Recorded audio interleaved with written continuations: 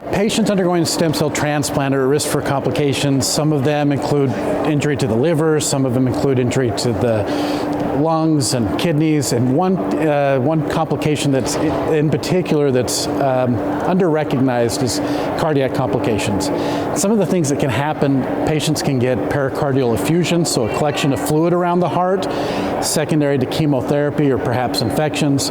They can also get toxicity from the actual chemotherapy, causing their what we call left ventricular dysfunction, so not able to pump as well as it should. And then finally, they can get pulmonary toxicity that then causes issues called pulmonary hypertension on the right side of the heart.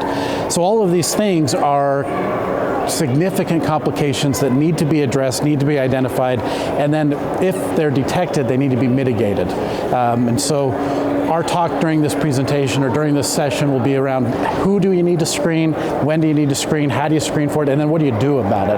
And so we'll be doing that a little bit during this conference. There's a couple of causes of the cardiac toxicity. So a lot of it has to do with thrombotic microangiopathy. So thrombotic microangiopathy is a complication secondary to endothelial injury in stem cell transplant patients. So what you need to do is, one, identify the complication, identify the pulmonary hypertension or pericardial effusion, decrease or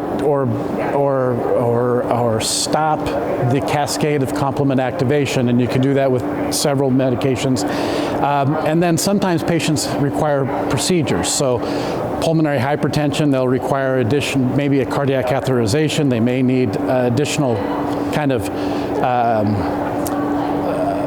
understanding of the severity of the pulmonary hypertension and directed therapies.